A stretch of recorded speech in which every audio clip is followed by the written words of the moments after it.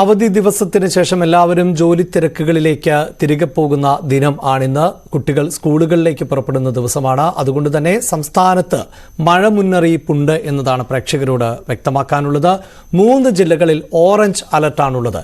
കോഴിക്കോട്, കണ്ണൂർ, കാസർഗോഡ് ജില്ലകളിൽ ആണ് orange alert. Thiruvananthapuram, കൊല്ലം ഒഴികെയുള്ള മറ്റ് ജില്ലകളിലെല്ലാം യെല്ലോ അലർട്ടുമുണ്ട്. വരും ദിവസങ്ങളിലും മഴ കനക്കും എന്നാണ് കാലാവസ്ഥാ കേന്ദ്രം അറിയിച്ചിട്ടുള്ളത്. കാലവർഷത്തിനൊപ്പം കടലാക്രമണം രൂക്ഷമായതോടെ കോഴിക്കോട് ഗോദീശ്വരത്തെ തീരദേശവാസികൾ ദുരിതത്തിലാണ്.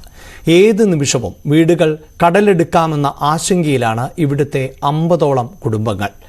കടലാക്രമണവും പൊട്ടിപ്പൊളിഞ്ഞ റോഡുകളും ഇവരുടെ ദുരിതം ഇരട്ടിപ്പിക്കുകയാണ്.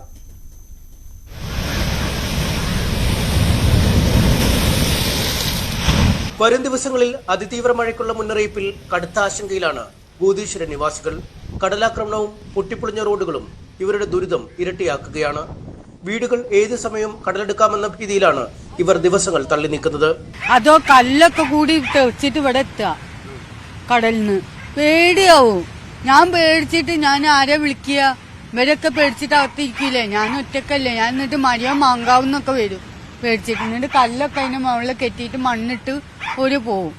പേടിച്ചിട്ട് ജീവിക്കുക ഞങ്ങള്. ജീവിതം തന്നെ പേടിയാ. കടലിൽ ഒഴുകി പോകാൻ ഒഴുകി പോട്ടെ ചോദിക്കുക. പിന്നെ മരിക്കാതെ അങ്ങോട്ട് എത്തിപ്പോവൂലേ? അതല്ലേ. ഗോദീശ്വരം ക്ഷേത്രം മുതൽ ഗോദീശ്വരം ശ്മശാനം വരെയുള്ള റോഡിന്റെ ഒരു ഭാഗം കഴിഞ്ഞ ദിവസം കടലെടുത്തിരുന്നു. അവശേഷിക്കുന്ന ഭാഗവും ഏത് നിമിഷവും പൊളിഞ്ഞു വീഴാം എന്ന നിലയിലാണ്. രാത്രി ഇതേമാതിരി വന്നതാണ്. ഇവരെല്ലാരും വിളിച്ചിട്ടാണ് ഞങ്ങൾ അറിഞ്ഞത്. ഒരു വീട്ടുകാരെ അറിയുമ്പോൾ എല്ലാരും വിളിക്കും. അപ്പോൾ ഞങ്ങൾ അറിഞ്ഞ് മുറ്റത്ത് നിറച്ച് വെള്ളമായിരുന്നു. അടുക്കളന്റെ തനി ഇവിടെ കുലായിന്റെ പടി വരെ കയറിപ്പോയിരുന്നു വെള്ളം.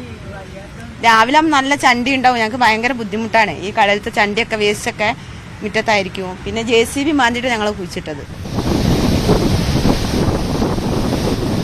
ഗാബിയോൺ ബോക്സ് മാതൃകയിൽ ഏതാനും വർഷം മുമ്പ് കരിങ്കല്ല് ഉപയോഗിച്ച് സംരക്ഷണ ഭിത്തി നിർമ്മിച്ചെങ്കിലും ശക്തമായ തിരയിൽ ഇവയും തകരുകയായിരുന്നു. പരാതി നൽകിയപ്പോൾ തീരത്ത് നിന്ന് മാറി താമസിക്കാനുള്ള നിർദ്ദേശമാണ് അധികൃതർ നൽകിയതെന്നും നാട്ടുകാർ.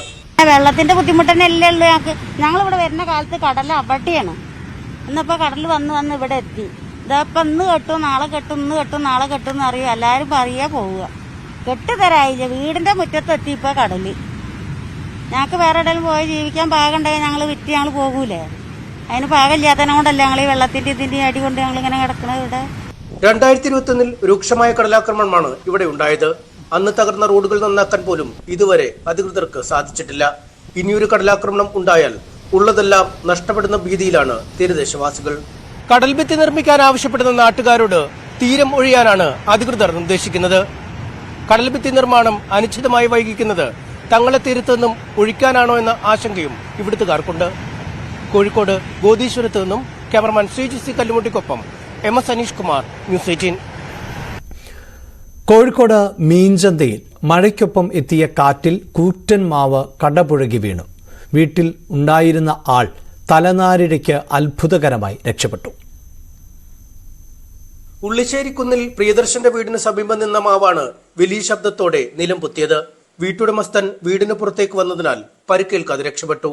വീടിന്റെ മുൻഭാഗം പൂർണ്ണമായി തകർന്നു. രാവിലെ രാവിലെ ഒരുപാട് ഇല ഉണ്ടാവും, മാവിന്റെ ഇല ഉണ്ടാവും. ഈ മാവിന്റെ ഇല പ്രത്യേകം കൊടുക്കുക.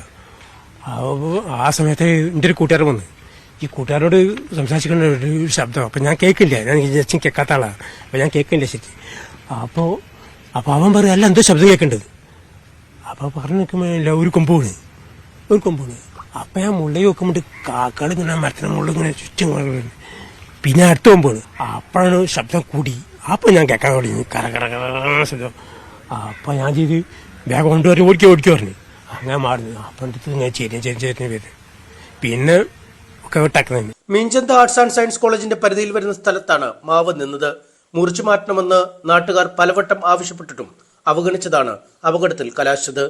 ആ കൊമ്പ് നിലത്ത് കുത്തി നിൽക്കുക. ഇതിന്റെ കൊമ്പ ആ കുത്തി നിന്നിട്ടില്ലെങ്കിൽ വീട് തകർന്നു പോയിരുന്നു. പിന്നെ ഇത് എന്ന് പറഞ്ഞാൽ പോളവർ തീരെ ഉറപ്പില്ലാത്തൊരു സാധനമാണ്. ഇതിനു വേണ്ടി 8 വർഷം മുമ്പ് ഞാനൊരു പരാതി കൊടുത്തത് ഇപ്പോഴും അവിടെ ഉണ്ട്. കാരണം 10,000 നടക്കുന്ന വഴിയാണ്. നമ്മുടെ ഈ പരിസരവാസികൾ മാത്രമല്ല ഭീഷണിയില്ല. ഈ ആന റോഡ്, PNT കോട്ടസ്, ഉള്ളിശ്ശേരിക്കുന്നതിലൊക്കെ കൂടുതൽ ആൾക്കാർ പോകുന്നുണ്ട്. അത് വെച്ച് ഞാൻ കൊടുത്തിട്ടുണ്ടായിരുന്നു. ഒരു കമ്പത്തിന്റെ ഉണങ്ങി അവിടെ വീണുണ്ടായിരുന്നു. ഇവിടെ കുട്ടികളെ മുറ്റത്ത് കളിക്കുമ്പോൾ അപ്പൊ അങ്ങനെ കുറെ മരങ്ങൾ അവിടെ താങ്ങി നിൽക്കുന്നുണ്ട്. അപ്പൊ ഇനി അടുത്തത് ഇടാൻ പോകുന്ന സാധനം ഇതായിരിക്കും. നിലംപൊത്തിയ മാവിന് സമീപം വലിയതായി വളർന്നു പൊങ്ങിയ മറ്റു ചില പാഴ്മരങ്ങൾ കൂടിയുണ്ട്. ഇവയും അപകട ഭീഷണി ഉയർത്തുന്നു. മഴ കനക്കുമെന്ന മുന്നറിയിപ്പുകൾ പുറത്തുവരുന്ന സാഹചര്യത്തിൽ ഈ മരങ്ങളും അടിയന്തരമായി വെട്ടിനീക്കണമെന്നാണ് നാട്ടുകാരുടെ ആവശ്യം. ന്യൂസ് 18 കോഴിക്കോട്. ഇത്തരത്തിൽ മഴയും കടലാക്രമണവും ഒക്കെ വലിയ ദുരന്തമാണ് വിതയ്ക്കുന്നത് എങ്കിൽ ഇന്ന്